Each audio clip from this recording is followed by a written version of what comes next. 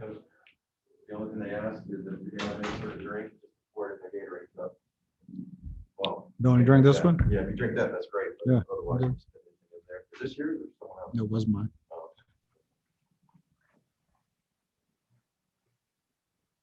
All right, we'll get started. All right, I just want to welcome all media onto this call for Super Bowl 55 media availability with Coach Bruce Arians. We'll get started. First question will come from Sarah Walsh.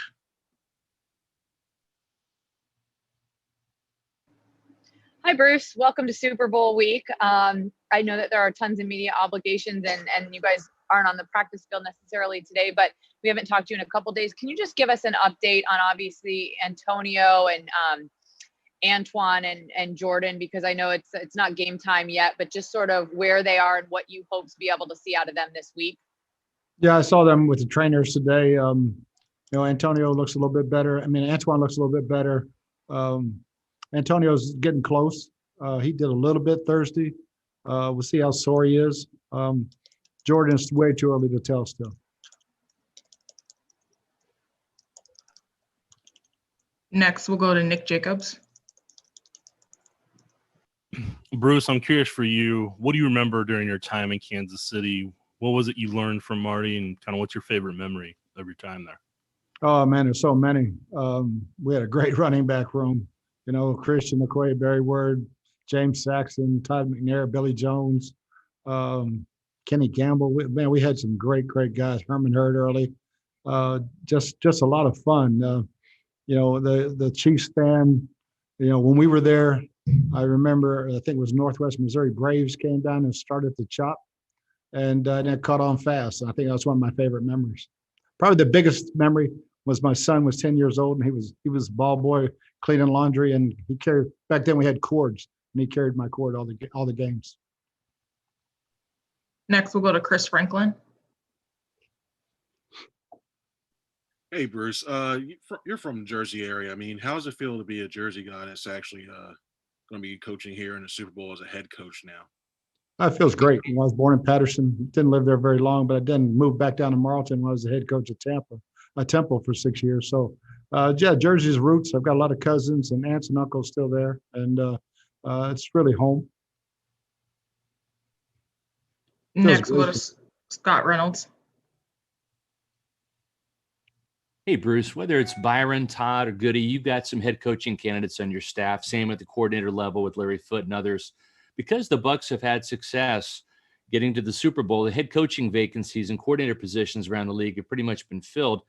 It doesn't just affect your guys, but also Kansas City too. How disappointing is that for you, for your player, for your guys?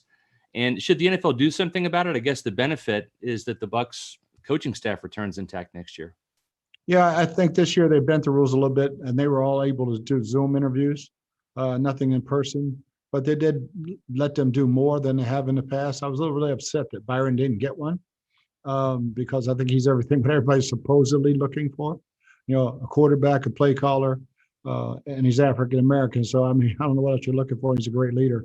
I think that, I'm throwing Keith Armstrong in the mix too. I think all those guys should be getting interviews for head coaching jobs, and hopefully next year.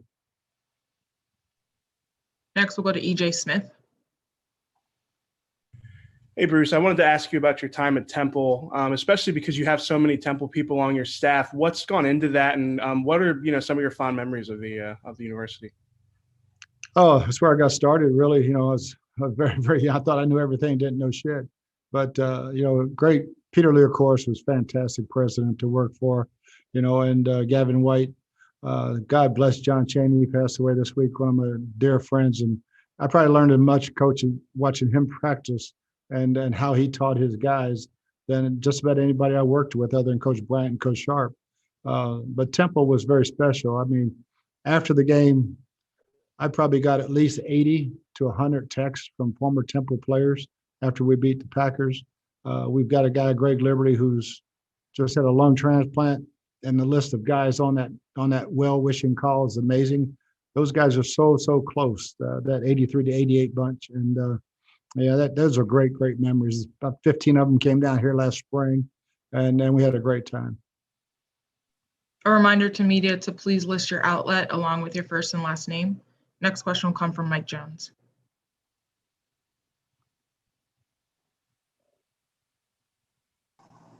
Hey, Coach, can you hear me? Yeah. What was that year, that time away from football like for you when you weren't coaching, and how did you get through it? And then when you got that opportunity to get back into it, just what was it like when you returned to the sidelines? It was great, working for CBS. It was fantastic.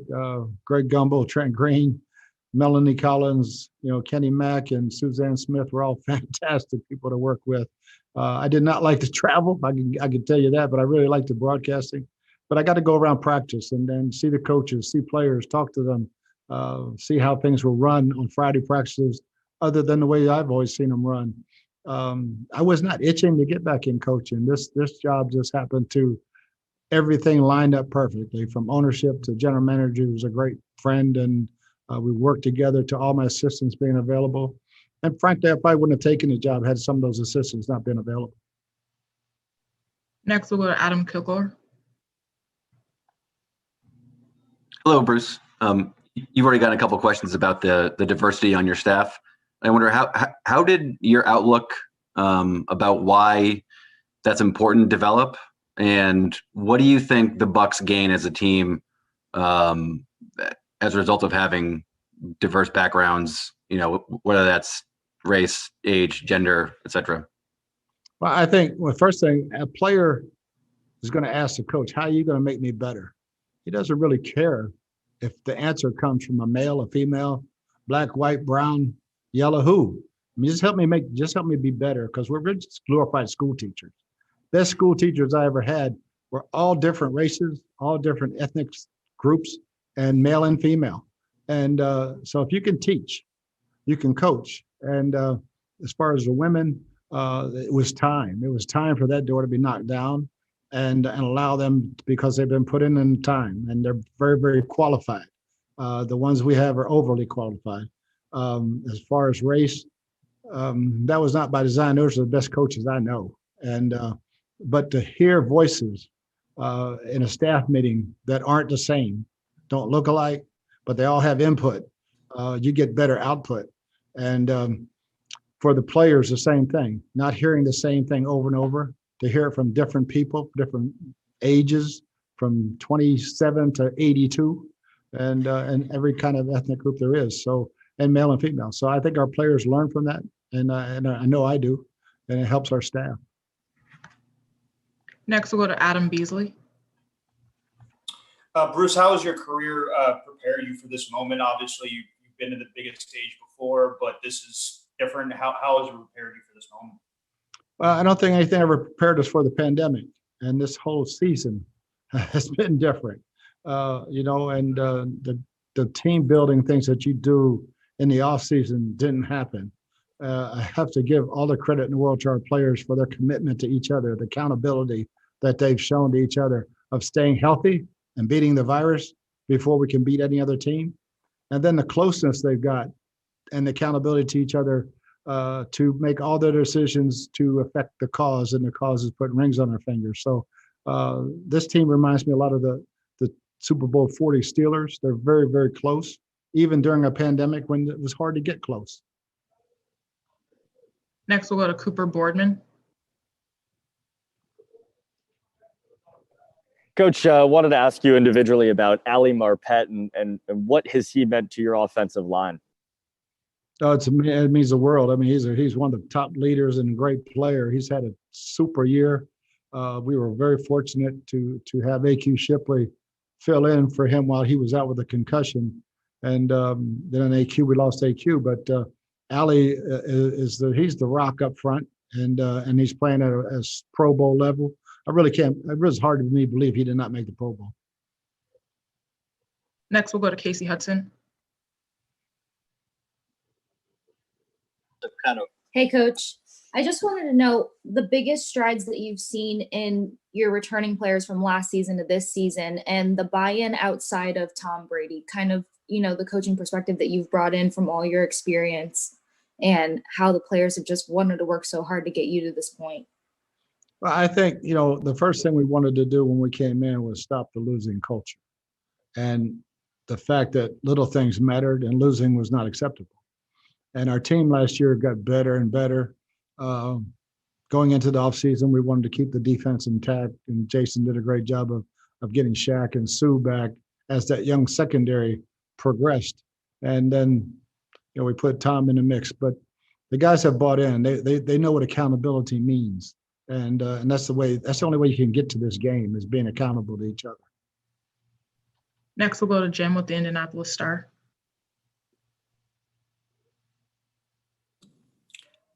Hey, Bruce, can you hear me? Yes. Thanks. Peyton Manning, I think we all assume he's going to be inducted to the Hall of Fame. Wondering how he maybe helped shape you as a coach. Yeah, he taught me that if we had an hour's worth of meeting time, I better have 2.5 hours worth of stuff prepared, because he was like a piranha. It was great coaching him because he was so used to working nonstop. I had to create drills just so he could practice. He could never sit still during practice. He was used to it. And it was a joy. I mean, I always had a rule that I would never leave the building before a player, if there was a player left. And Thursday nights, he and Kelly Holcomb started meeting late, and I'm like, holy cow, this is the only time I get to take my wife out to dinner. So, hey, I'll be here. Call me if you need me. And it was a joy coaching Peyton. He's a great guy and a hell of a player. And I hope, and I know he's in the Hall of Fame. He's got to be. It's crazy if he's not. Next, we'll go to Christopher Heidel. Hi, Coach. Thanks for taking my question. We cover the ACC here in Maryland, and you spent your time in college at Virginia Tech. What was it like playing for Virginia Tech back in the 70s? And did you play with a guy named Mike Burnup? I sure did. He was tight end. He was a year ahead of me. Great friend of mine. And it was different. It was different. Segregation was just getting started at Virginia Tech at then. And we had very, very few minority players, black players. And one happened to be my roommate, James Barber. So it was very different. We were not affiliated in a conference back then. We were Southern Independent. But Tech we had guys from everywhere: Pittsburgh, Philly, New York, North Carolina, Atlanta. We had guys from everywhere at Tech. And I love the Hokies. I'll be a Hokie for life. I won't be anything else for life, but I'll be a damn Hokie for life. I know that. Next, we'll go to Clarence Hill. Coach, you've been very, intentional with your coaching hires and certainly with your diversity on the staff. Does it frustrate you when guys like Byron do not, get an interview and Eric Bieniemy is still, not getting a job? And tell me just the reason behind your intentionality of having a diverse staff. Well, they're the best coaches I know. It starts with that. And, I was very, very pissed that Byron didn't at least get an interview this year for the job that he's done. I think I get way too much credit, and so does Tom Brady, for the job that Byron has done. And I think hopefully next year, people will see that he took Jameis Winston and broke every single record here, scoring and passing, and now Tom has broken both. So he's done a fantastic job. He's everything supposedly what people are looking for, although this year was kind of a defensive cycle. And you never know with the owners how they're going to go. So, I'm very, very proud of our staff. A reminder to media to please list their outlet along with their first and last name. Next, we'll go to Mike Jones. Coach, who would you say kind of helped really shape and mold your leadership style, the way that you coach and lead teams? I think two people: Jimmy Sharp, who was my coach at Virginia Tech my last year, who got me started in this business, and Coach Bear Bryant. The last thing he told me when I was going off to Temple, coach him hard and hug him later. And that's been my mantra ever since. And Jimmy taught me how to make his players believe that they're going to win every single game, even though they probably didn't have the chance, because we stunk. But we went on the field every time believing we were going to win the game. Next question will come from Jeff Skabersky. Hey, Coach, how are you? I'm from ABC in Philadelphia. I'm also a Temple alum, and so I'm doing a story on all your Temple guys. It seems like you have like 8 or 9 guys on your staff. When you go back to your Temple days, just how special, one, is it to be in this opportunity with a lot of guys and players you started with? And also, do you remember the conversation with Todd Bowles when he broke his wrist and you told him he was done playing? Yeah, that was a very hard day because we're getting ready to play Penn State, and we had some really good coverages in that only Todd Bowles could run. And so that game plan went out the window. And, then I think I told him, hey, I think you need to start thinking about coaching because you'd be a great coach. And I think it pissed him off because he thought he was going to be in the pros. And he was, because Todd Bowles, only he could do it because he is so smart. But the Temple days are still my fondest memories. Beating Pitt is the number one win in my career. When we beat Pitt for the first time in 45 years, it ranks above the Super Bowl trophies I have in my house. And the players that helped do that, they're lifetime friends. And I wasn't much older than them at the time. So it's hard to see them now being 55, 60 years old. Next question will come from Michael Phillips. Hey, what's up? Was talking to Nick Rapone about your guys' time at Virginia Tech, and I was just curious for you, sliding from being a player to then being a coach on the other side of that. What that was like for you, and I guess maybe an interesting transition at that age to go from teammate to more or less authority figure. Yeah, it was. I was kind of an older guy on that team anyway. Being married all 4 years I was there, and knew most all the guys and where they came from. So. It was easy for me. Jimmy Sharp made it easy. I became a graduate assistant and coached the quarterbacks and helped Nelson Stokely. Charlie Pell was defensive coordinator. He would make me sit there every Thursday night until midnight and tell them how they're going to attack us, because I would run the scout team for his defense. And I was very blessed to be around some great, great coaches, and they allowed me to coach. And the players, I think it was a mutual respect. And, I was also a bartender at their favorite bar, so I could keep my eye on them. One more, if you don't mind. You have the Virginia Tech record for most rushing touchdowns in a season. Do you think you were overlooked as the original dual threat quarterback at Virginia Tech? No, because when we're a passing team, I was a running quarterback, and we were a running team, I was a passing quarterback. But that record, Gerard Evers, I think, broke that, but it took him 14, 15 games. It's an asterisk. I mean, I got it in 11. Next question will come from Frank Schwab.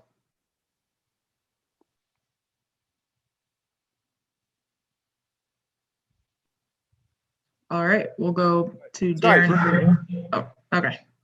Sorry, but I just wondered if you have had a chance to really reflect on your own journey and being in this spot right now as a head coach in the Super Bowl. You've already talked about 10 spots you were at before here and being retired for a year. Have you had a chance to really reflect on it? No, I'll take time. It's not time to look in the rearview mirror yet. We're still looking ahead. There'll be time in the spring to look back and reflect, and hopefully we'll have a Lombardi Trophy on the wall to look at and smile. Next question will come from Scott Reynolds. Hey, Bruce, just wanted to see how concerned you are about Levante David's hamstring injury, and when did that injury occur?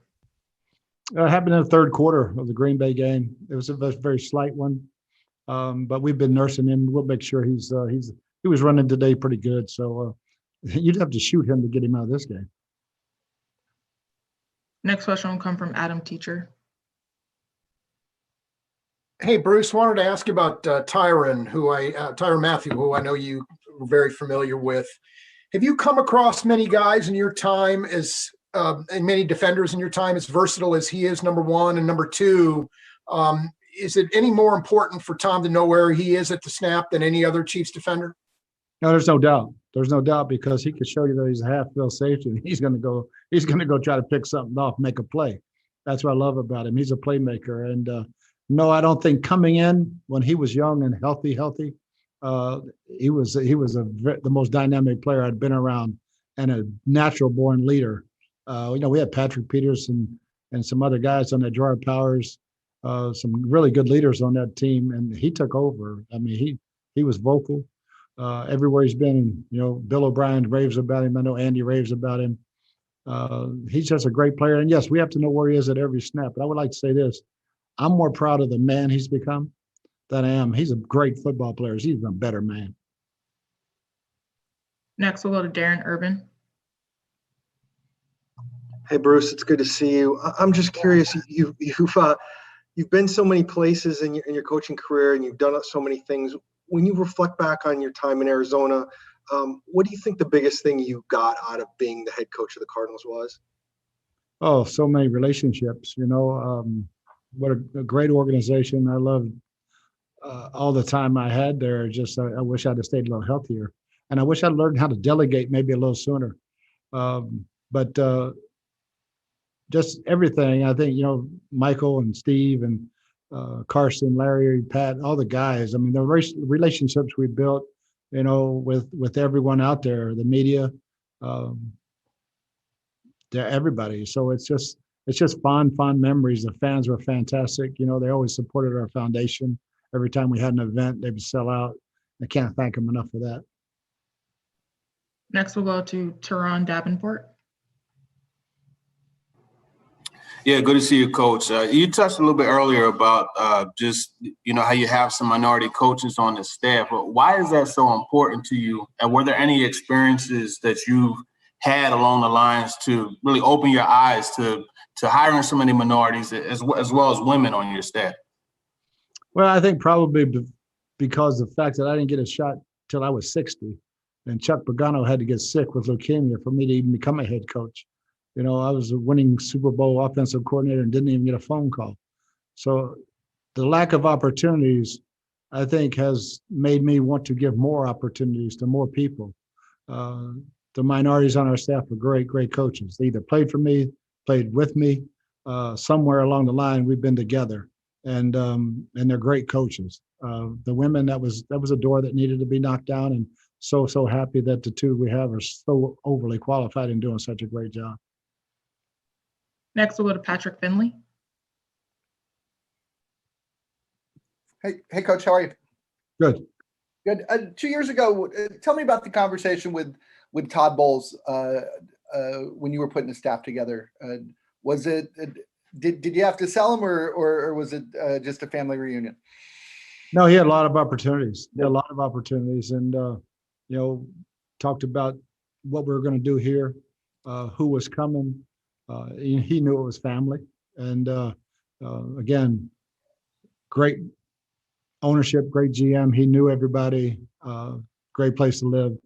But again, he had a bunch of opportunities, and I think our relationships from the past had some to do with it. Next, we'll go to Ben Volen. Hey, Bruce, congrats on getting here to the Super Bowl.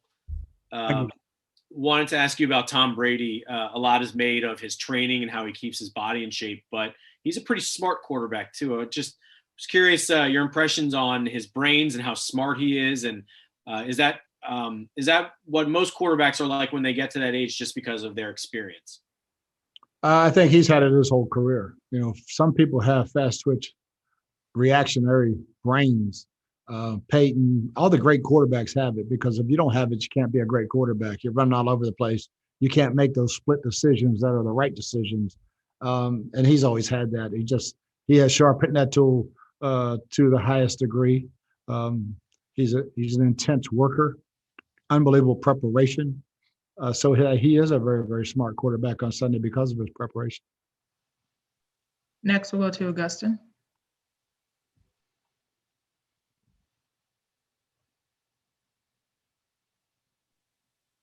All right. Next, we'll go to Jeffrey Arnold. Coach, can you talk a little bit about the impact of Ndamukong Suh on your defense overall, and not only that, but how he's helped anchor the defensive line, and how he's helped the younger, particularly Vita Vea, in terms of their development as a player? Oh, it's been outstanding. Everything Sue got here, man. He's been a great leader, and he has played lights out for 2 years. This year might have been his best year. But way he handles himself, he doesn't play at this level without being extremely sensitive to his body and what he puts in it and how he works. I give him certain days off each week, and I look out there at 7:30 in the morning, and he's running gassers, and that's his day off. He's running up and down the field doing all kind of drills. But also his leadership ability has really helped Vita in the fact that Vita was hurt all year, but he got Sue's chef. because he watches Sue and how Sue takes care of himself. And he's helped a bunch of our young players on learning how to take care of themselves off the field and how to prepare Tuesday, Wednesday, and Thursday, Friday, Saturday to be your peak on Sunday. And that's what leadership's all about. Next, we'll go to Joel D. Smith. Hey, Coach. I'm from the CBS affiliate in Harrisburg. Can you give us a little bit about your Central PA roots, how that maybe turned you into the coach you are today? Oh, definitely. Central PA, as everybody knows, is blue collar. In New York, especially. My dad worked 7 days a week, night shifts, and the work ethic he instilled in our entire family. You go to work, you do the best you can, you keep your head up high. Your name is what you have that you take the most pride in, your family name.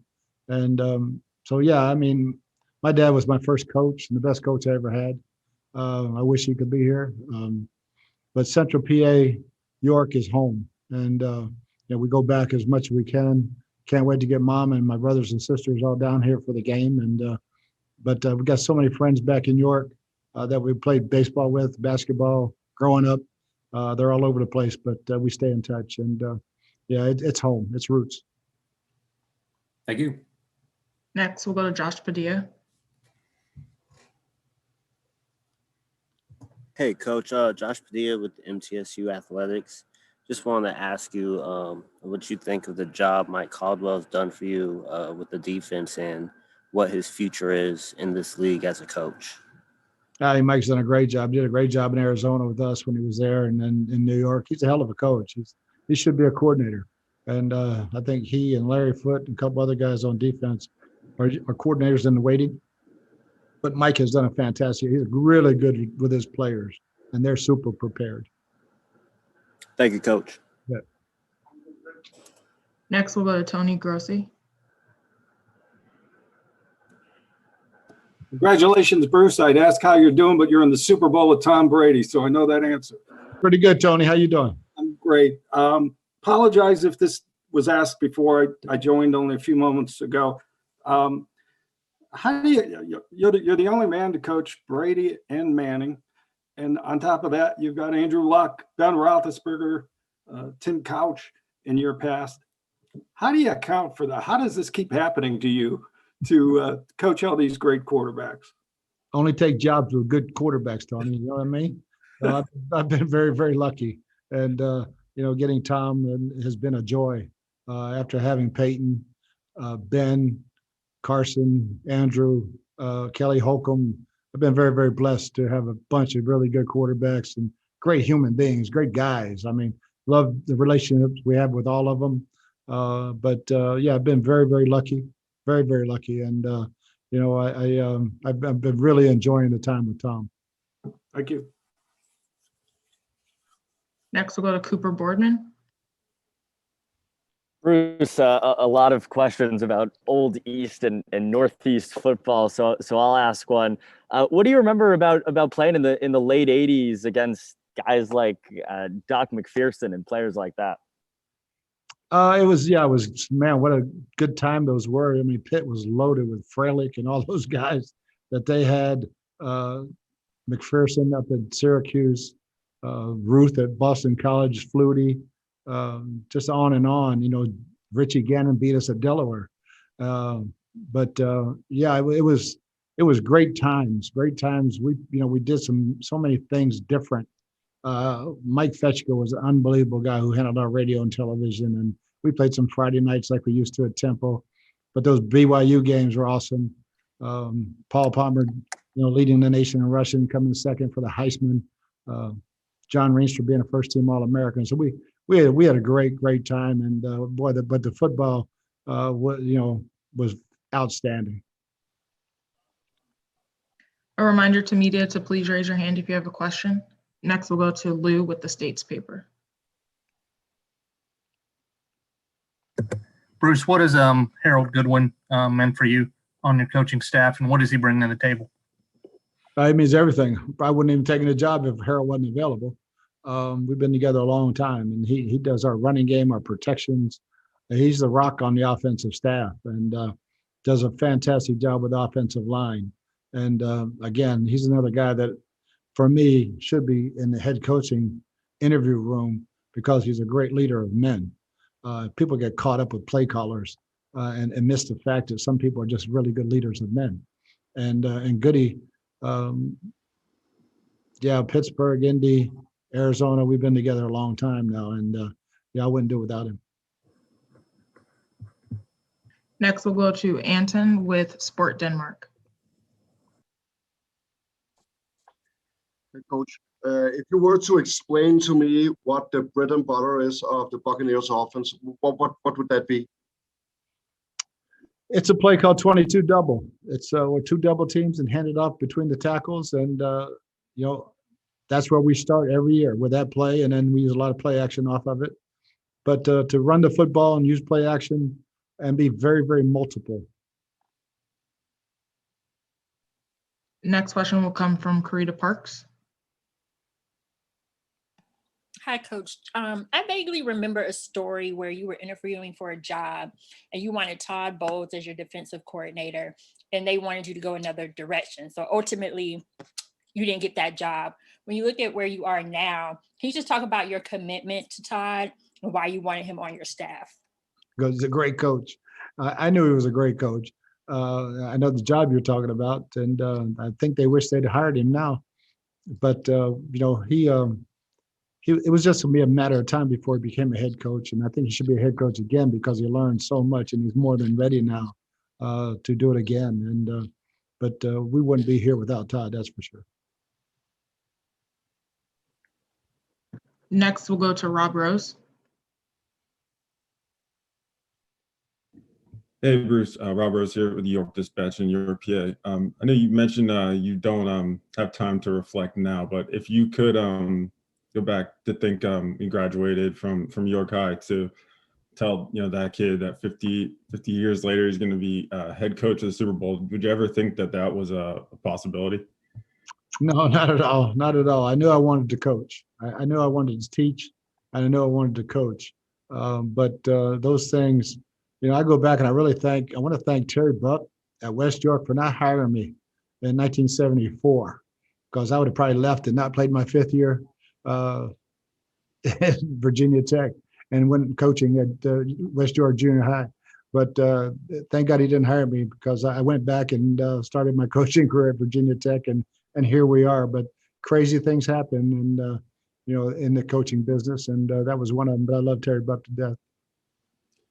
If I could just ask one other follow-up. I know you mentioned your dad and the work ethic of Central PA. Other than that, not getting that coaching job, is there another experience growing up playing football or in high school that kind of developed a passion and love for football and eventually coaching that's led you to where you are now? Yeah, I was very, very lucky. I didn't realize, when we were young, everybody I looked up to was named Coach. I didn't realize it was somebody's dad giving up their time to coach a little league team. Coach Crook and everybody else that gave up their time to coach us back then. Paul Borsch did a great job of instilling things in me in high school. Charlie Robinson, baseball, just taking care of us and teaching us great lessons in life. But I was very, very fortunate, to Tom Kesey and Tom Kurtz at St. Mary's, and people that just help mold us as we take a little bit of each and every one of those people and move on from it. A reminder to media to please raise your hand if you have a question. Next, we'll go to Jeff Fadden. Coach, your first NFL job was with the Chiefs. Can you talk about what you learned coaching with this organization? It was the first thing I learned, a first-class organization. Lamar Hunt might have been the greatest man that I've ever worked for. The Glazers are fantastic, but Lamar was very, very special. And being a part of that organization, I grew up a Baltimore Colt fan, so when I put that blue horseshoe on for Jim Irsay, that was like the ultimate. But wearing that arrowhead for Kansas City is right next to it. Great place to live, and just the organization. Carl Peterson was fantastic. I still look forward to seeing Carl every time I get a chance to see him, and have love for the Chiefs. And my son and I had some great maturing moments together. Him being a ball boy at the Chiefs up in River Falls, and just coaching with a great coaching staff: Bill Cowher, Tony Dungy, Joe Pendry, Howard Mudd. What a great staff we had. And Coach, one follow up there. It's kind of interesting. So many think of you as the quarterback guru and in the deep ball, the passing attack. But you were a running back coach there for a Marty Ball team. I mean, what did you learn about maybe the running game, and maybe that your coaching perception is a little bit different than who you really are for scheme-wise? No, actually, I was a wishbone quarterback, so I love running the football, and I love hard play action. And we did a great job. Steve DeBerg did a great job. I used some of his tapes later on in life to teach other quarterbacks how to do ball handling. But Christian Okoye, Joe Pendry and Howard Mudd were two great coaches, and I learned so much football there in offensive football that it's really hard to say I learned any more other than Tom Moore in Indianapolis. That was the place I learned the most. Next, we'll go to Augustin. Hi, Coach. Can you hear me? Yes. How are you doing? Agustin Esposito from Heidel in Argentina. Let's hear you. My question is, you have a team that I think is perfectly balanced in experience. You have young guys like Devin White, like Tristan Wirfs, but also you have the experience of Brady and JPP. Does that help the team to win, not only during the regular season, but also in playoff? Oh, there's no doubt. No doubt. It's a great mix of young and old. The young guys have veterans that have been there and done it. They can lean on them. The guys you mentioned have all won Super Bowls. And so they have great resources to come to the locker room and ask questions that they're afraid to ask a coach. You know, they'll ask Tom, they'll ask JPP, they'll ask Gronk.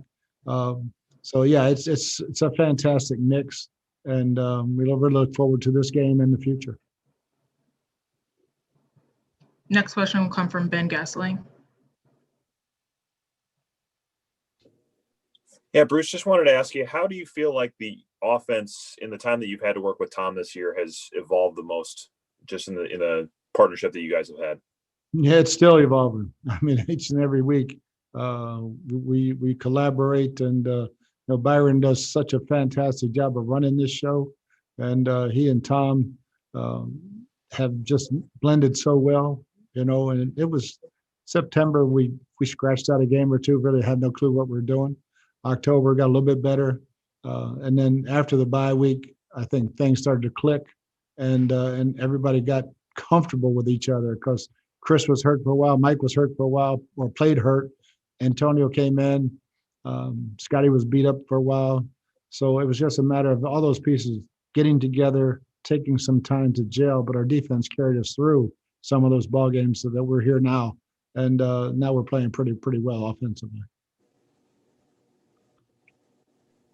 Next, we'll go to Yo Takashi.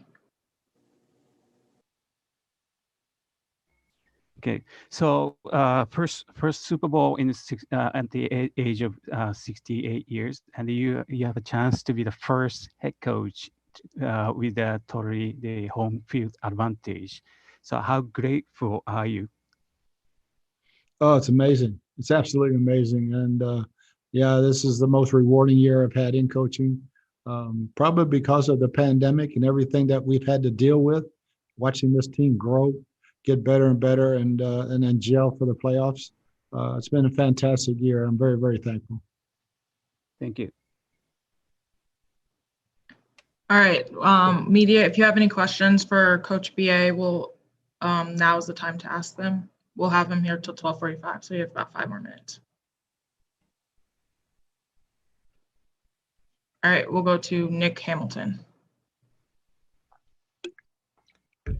Hey, Coach, congratulations on making the Super Bowl. Thanks, Nick. I wanted to get your thoughts on, obviously every year is a new year for you. You have a new vision, new plays, things of that nature. What has been your vision from the time that you started this season to where it is now? Do you feel like it's come to fruition as far as how you envision this offense and defense playing on all cylinders? Yes, it really is. In our first meeting we set our goals and what we expected. But the team, we knew the team was going to evolve and grow without the OTAs and training camp and preseason. But basically, we looked over. I said, look over at that stadium because they're going to play the Super Bowl in that stadium. Either you're dressing in your lockers or somebody's dressing in your locker.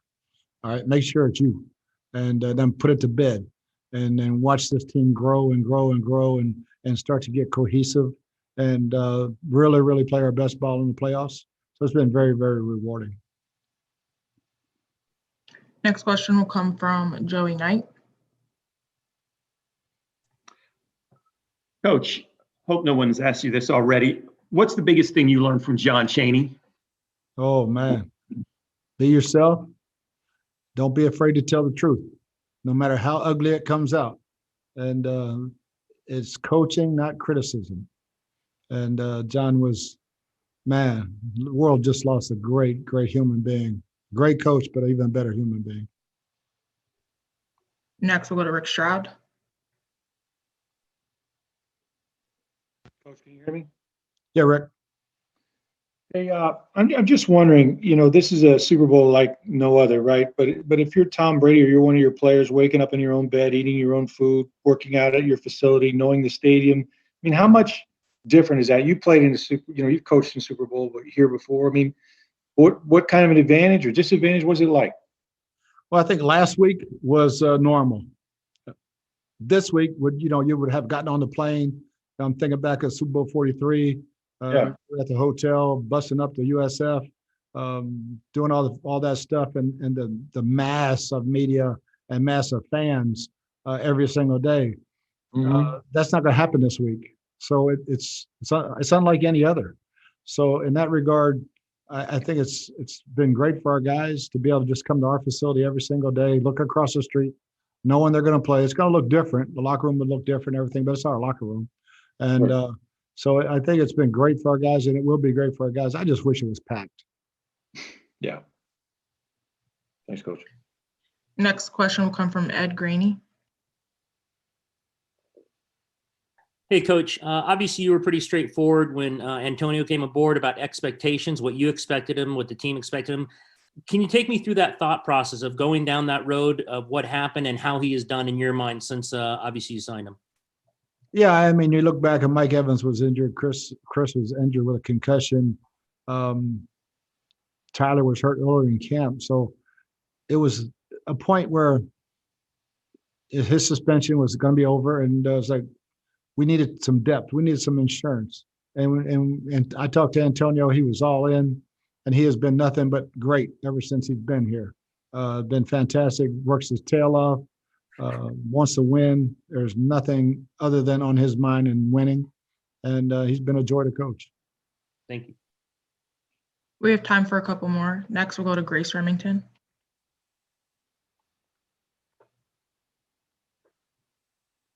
Hey, Coach. I have two questions. First, the one constant in the last two Tampa Super Bowls, you were coaching in, or are coaching in both of them. What do you remember from the last one? And then with the preparations with COVID for this one, I know you can't require anyone to go in hotels to make a little bubble, but do you know of any coaches or players doing that? The answer to the first one, yeah, it was very, very special. I mean, watching Larry Fitzgerald run down that field at the end is like, oh, so just a calmness of our guys on the sideline, Ben, Max Starks, all those guys. And, said we're built for this. And that drive was just amazing because people didn't realize Hines was on one leg. Nate Washington had separated his shoulder. There were only two healthy receivers out there, Heath Miller and Santonio Holmes. And Ben just did an unbelievable job. And what a great throw to Tone and a great catch to win that game. And then the celebration. What was the second question?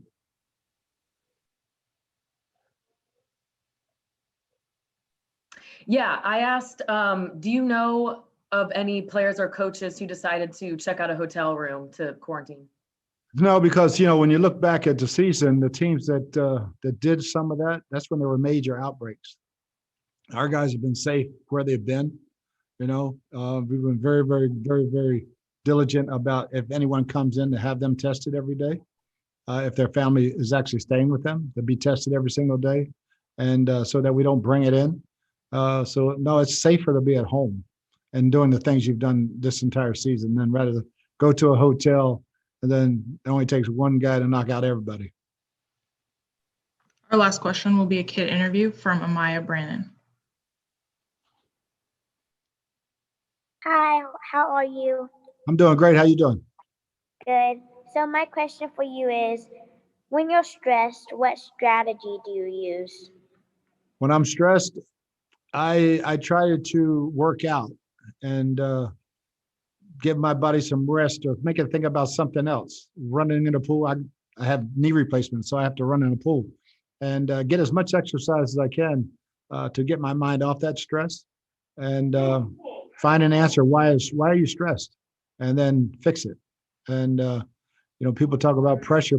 You never have pressure if you're prepared for what's going on, and stay prepared, and you get rid of that stress. All right, that's all we have time for. Appreciate you taking time, Coach. Thank you, guys.